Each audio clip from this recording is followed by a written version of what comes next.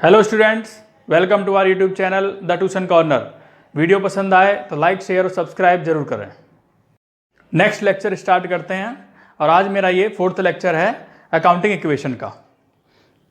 तो करते हैं, इसमें क्वेश्चन देख रहे हैं आप यहाँ पर। यहाँ लिखा है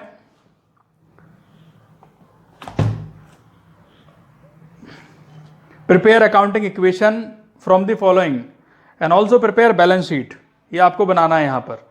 तो फर्स्ट पॉइंट है, ये अकाउंटिंग इक्वेशन का फॉर्मेट है, serial number, transaction, assets is equal to liability plus capital.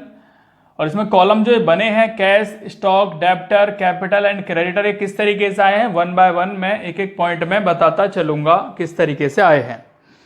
तो फर्स्ट पॉइंट है Raghu started business with cash. आप यहाँ पे लिखेंगे सबसे पहले स्टार्टेड बिजनेस विद कैश। जब भी हम किसी बिजनेस को स्टार्ट करते हैं तो सबसे पहले हमारे पास कैश आता है, और वो किसकी फॉर्म में होता है? कैपिटल की फॉर्म में। तो एंट्री होती है cash account debit to capital, means cash में प्लस होगा और कैपिटल में प्लस होगा। तो ये दो कॉलम आप यहाँ पहले बना लेंगे। इसके बाद आगे करते हैं, ये टोटल हो जाएगा इक्वेशन में, और ऐसे ये कैपिटल का टोटल हो जाएगा। नेक्स्ट पॉइंट आता है purchase goods for cash and credit. हमने गुड्स परचेज किया कैश में भी और क्रेडिट में भी। तो हमारे पास स्टॉक कितना आ गया? 80,000 प्लस 40,000, यानी 120,000 का तो स्टॉक प्लस हो जाएगा। तो एक कॉलम आपको स्टॉक का बनाना है। और कैश में कितना हुआ? 80,000, यानी 80,000 का कैश आपके पास से चला गया। और बाकी जो उसने परचेज किया है वो क्रेडिट में परचेज किया है क्रेडिटर से, तो यहां एक कॉलम क्रेडिटर का भी बनेगा। तो 40,000 वहां पर आ जाएंगे।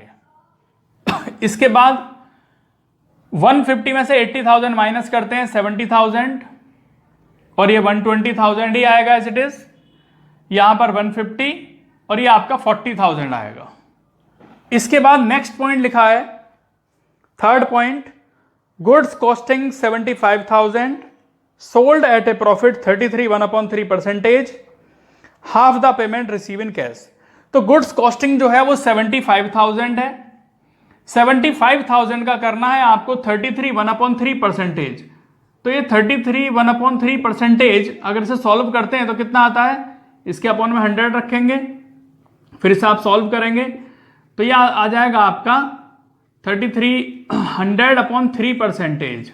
अपॉन 100 आता है 100 में, 1 आप यहाँ पे लिख लेंगे तो 1 ये ऊपर चला जाएगा और 100 यहाँ पर आ जाएगा, यानी हो जाएगा 100/3 मल्टीप्लाई 1/100। तो 100 से 100 कैंसिल हो गया और ये कितना रह गया? ये आ गया आपका 1/3। तो 1/3 करेंगे इसका। 75,000 का 1/3 होता है 25,000।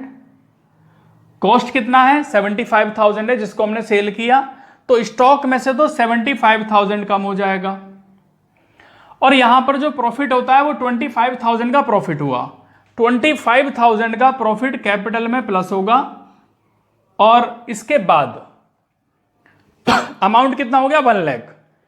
इस 1 लाख में से हाफ कैश में आ गया। तो 1 लाख का हाफ होता है 50,000, जो कैश में आ जाता है वो कैश में प्लस हो जाएगा। और बाकी हाफ क्या है? बाकी हाफ है क्रेडिट, यानी डेटर्स को सेल किया तो वो डेटर्स में आ गए 50,000।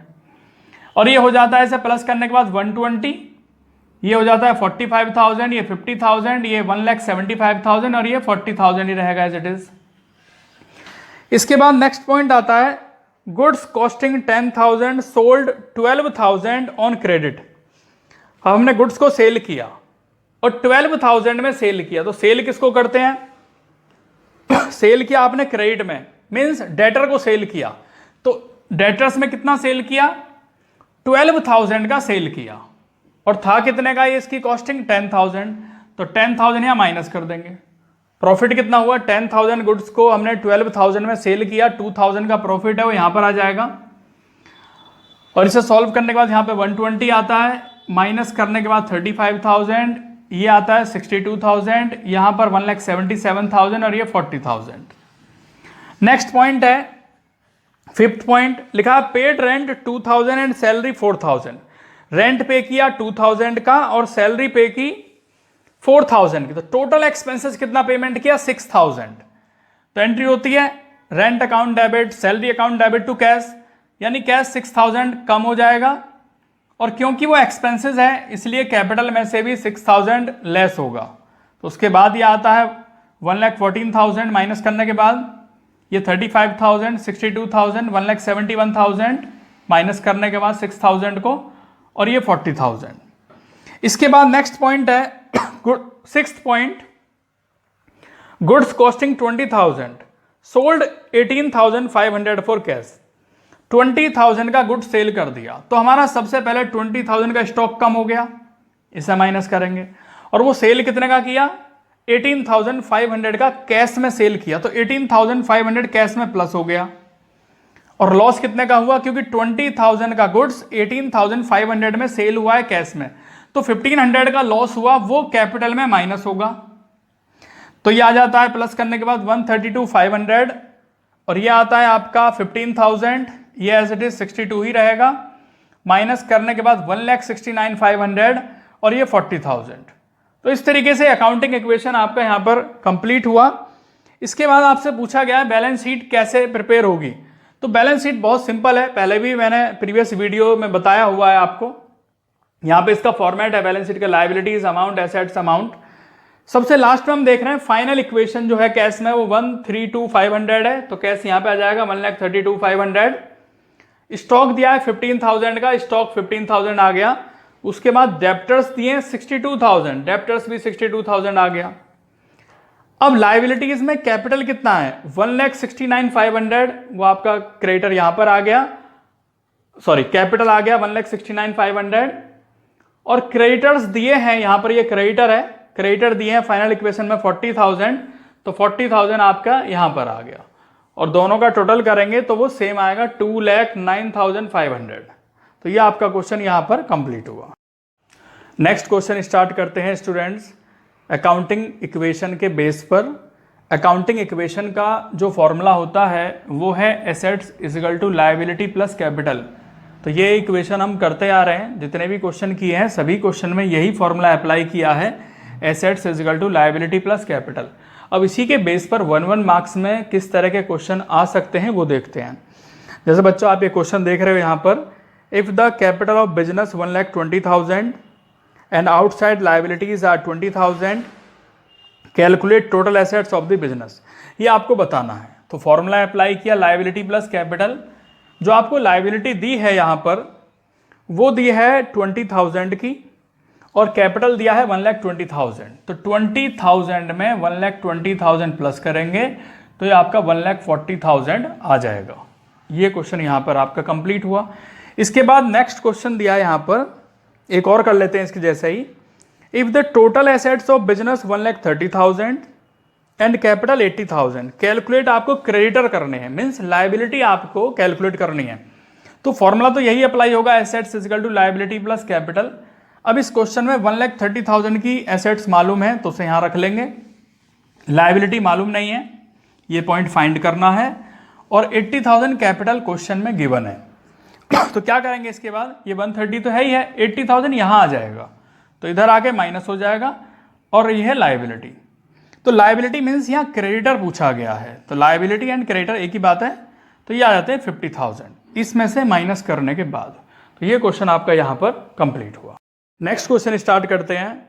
यहाँ लिखा हुआ है, A commences his cloth business on 1 April 19 with a capital of 3 lakh. On 31st March 20, his assets were 5 lakh and liabilities 1 lakh. Find out capital, closing capital and profit earned during the year.